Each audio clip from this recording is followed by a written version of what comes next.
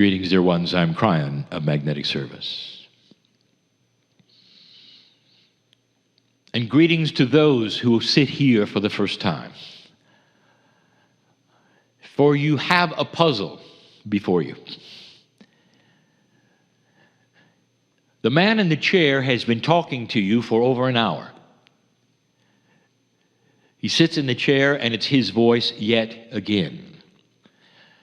And all that you have learned through your entire life about the reality of what is what and how it works say that the same guy sat in the chair and is talking again. And as many times as we have talked about it, it is the same for all. There is a bridge of belief that you cross when you sit in a spiritual place and you decide to worship.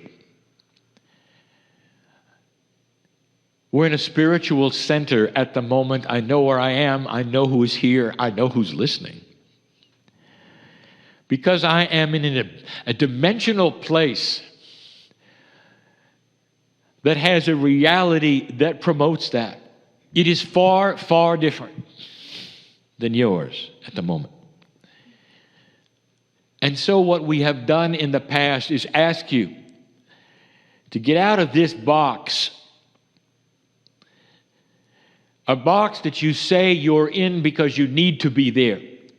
You need to be there because of mental survival. You cannot let yourself go into the la-la land of belief. And some of you say that's because there's just too many things there. But let me ask you, does this stop you? Does this stop you from meditating or for speaking to God in any way?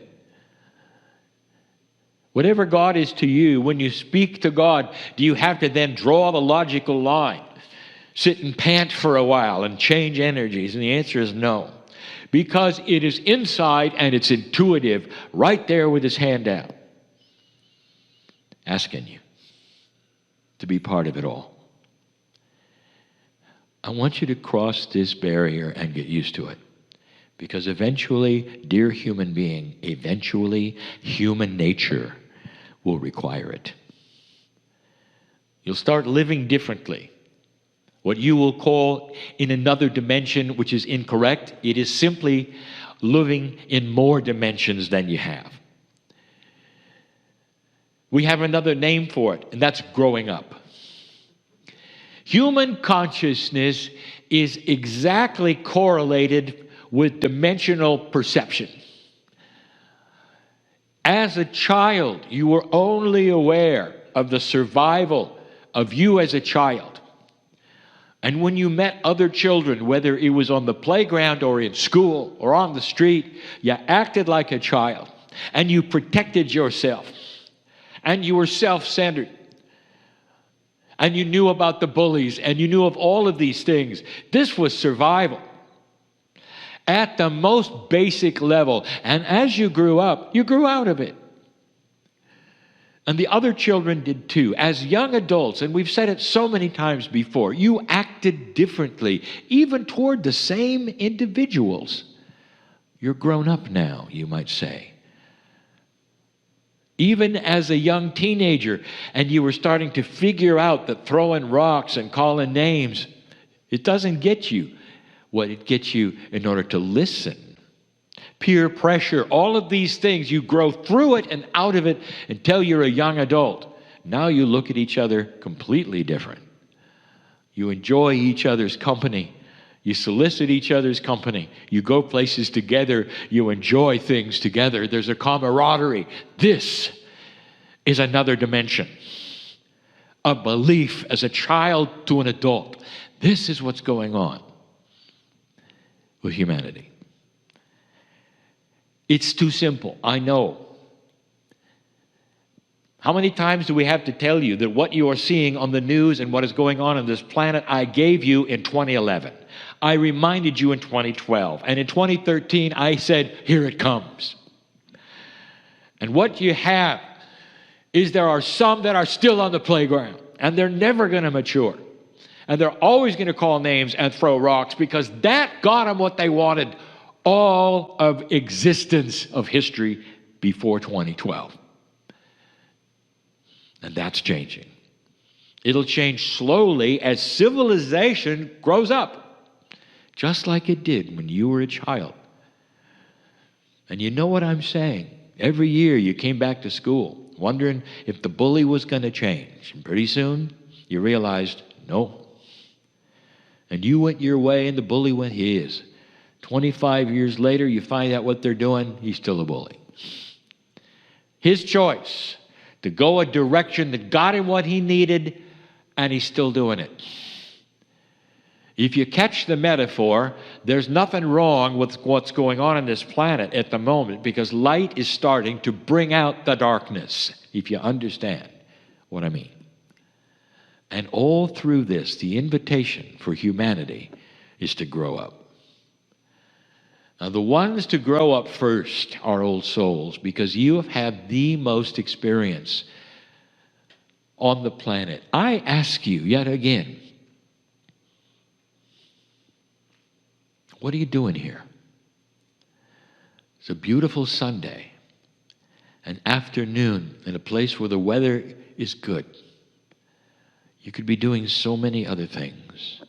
And instead, you've decided to sit in a dark room and listen to a talking head in a chair. What are you doing? And I'll tell you what you're doing. There is something inside you that is knocking at the door and is saying, this is why you're alive. The timing of your life, dear one, is not an accident, old soul. The gender that you are is not an accident.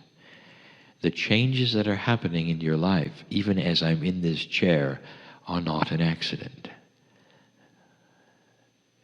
All of history resounded with your lives. And here you are today.